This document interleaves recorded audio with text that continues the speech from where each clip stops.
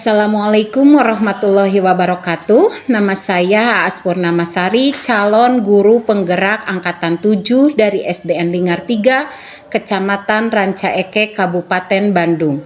Di sini saya akan melakukan percakapan mengenai supervisi akademik, yaitu dengan rekan saya, Ibu Yeri Marcelina, guru kelas 1 dari SDN Linggar 3, Kecamatan Ranca Ekek, Kabupaten Bandung.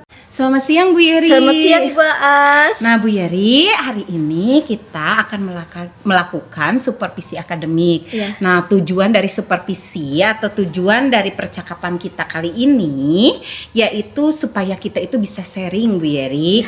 Kemudian supaya kita itu bisa bertukar pikiran mengenai kegiatan belajar dan bisa saling bertukar pengalaman ya Bu Yeri. Tenang saja, jangan tegang ya Bu Yeri ya. Bu, siap. Nah, coba sekarang saya mau tanya nih Bu, apa sih yang Ibu harapkan dari kegiatan kita kali ini? Yang saya harapkan di kegiatan Ibu supaya saya menjadi lebih baik lagi di kelas ketika mengajar anak-anak. Ya, nanti kita saling saja ya Bu Yeri, kita saling bertukar pengalaman saja.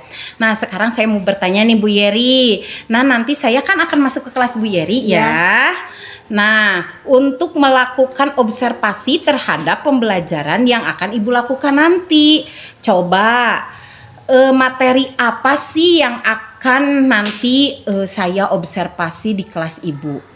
Kemungkinan ya Bu, yang Ibu observasikan di kelas saya nanti di kelas 1 yaitu di tema 7, subtema 3 tentang tanaman di sekitarku. Pembelajaran 2 gitu Bu. Tujuannya? Oh iya, nah sekarang apa sih tujuan pembelajaran dari materi yang sudah Ibu susun tadi? Ya, tujuannya yang saya udah susun yaitu anak dapat mengetahui macam-macam sayuran dan buah, dan juga anak dapat melihat warna sayuran dan buah dan dapat membedakannya. Oh, jadi seperti itu ya. Jadi anak itu bisa membedakan antara sayuran dan buah-buahan serta warna-warnanya ya mungkin ya Bu Yeri ya. Baik Bu Yeri, nah coba persiapan apa saja sih yang sudah Ibu persiapkan? Yang saya sudah persiapkan yaitu menyusun perangkat pembelajaran yang lengkap. Seperti apa saja seperti mungkin ya? RPP, seperti media pembelajaran metodenya yang saya gunakan di kelas, serta anak bisa maju ke depan untuk memasangkan gambar dengan cara menarik garis apa itu sayuran, apa itu buah-buahan seperti itu mungkin Ibu. Iya. Nah itu mungkin persiapannya ya sudah bagus sekali Bu Yeri itu sudah menyusun RPP mungkin ya, sudah menyusun medianya serta alat peraganya yang akan nanti Ibu Yeri gunakan pada saat pembelajaran nanti ya mungkin ya Bu Yeri. Nah sekarang coba saya mau tanya lagi, apakah ada kesulitan atau hambatan yang Ibu Yeri hadapi selama ini? Kesulitan yang saya hadapi mungkin di kelas ya Bu, ketika belajar anak-anak itu suka ada yang ribut, terus jadi pengkondisian pengkondisian di kelas mungkin. Terus ada yang emosional siswanya tidak dapat terkendali gitu Bu. Kadang suka ada yang berantem di dalam kelas teh. Ketika saya menerangkan tiba-tiba ada yang berantem, ada yang rebutan apa pensil atau apa gitu Bu. Itu teh selalu emosi anak teh gak dapat terkendali teh itu di kelas. Apakah ada hambatan lain mungkin selain emosi anak yang tidak terkendali? Mungkin yang belum bisa membaca Ibu di kelas 1. Jadi masih ada di kelas 1 yang belum malum bisa ya membaca. masih kelas 1. Ya, nah Bu Yeri dari yang sudah saya simak tadi mungkin kendalanya itu, tapi Bu Yeri kan sudah mempersiapkan semuanya. Jadi ini lebih dari kesiapan belajar nanti ya mungkin Bu Yeri. Nah, coba ceritakan secara singkat oleh Bu Yeri pembelajaran yang akan Ibu Yeri lakukan nanti seperti apa? Mungkin secara singkat saja nanti gitu. Pembelajarannya ilustrasinya mungkin di kelas nanti Bu Yeri akan melakukan pembelajaran itu seperti apa? Mungkin mengembangkan kemampuan intelektual dengan cara menyampaikan materi dengan jelas gitu ya dan mudah dipahami oleh siswa. Mungkin Ibu seperti itu. Dengan cara seperti apa? Mungkin tadi siswa kan disuruh ke depan ya Bu Yeri ya. Disuruh ke depan mungkin seperti itu untuk mencocokkan sayuran mungkin dan membedakan warna sayuran mungkin Ibu seperti itu. Jadi nanti anak akan lebih aktif lebih mungkin aktif ya. Nah sekarang coba area pengembangan yang hendak dicapai oleh Bu Yeri, kompetensi yang ingin dicapai oleh Bu Yeri itu apa sih Bu Yeri? Mungkin yang mau dicapai, yang hendak dicapai teh Ibu yaitu materinya teh tersampaikan dan dipahami oleh siswa. Materi yang saya sampaikan di depan kelas mudah dipahami oleh siswa dan kemampuan siswa kan beragam ya Bu ya. Iya betul sekali. Dalam menghadapi mata pelajaran yang ada, mungkin saya kemampuan sosial emosionalnya mungkin lebih dikedepankan lagi dalam keberagaman itu. Jadi mungkin di sini yang kompetensi yang ingin Ibu Yeri kembangkan yaitu supaya bagaimana anak itu lebih dapat menguasai materi yang kita berikan mungkin ya. Supaya pembelajaran itu lebih mudah dipahami. Nah, tadi mungkin cara-caranya itu dengan keaktifan siswa. Jadi siswa nanti disuruh ke depan satu persatu untuk menyocokkan gambar. Iya seperti itu.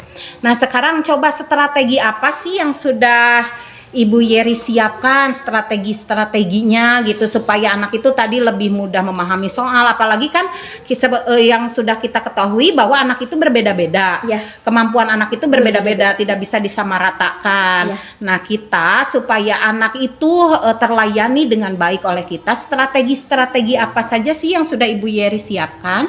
Mungkin strategi yang saya persiapkan menyusun perangkat pembelajaran itu sendiri ya. Pertama membaca doa dulu ya ketika masuk ke kelas.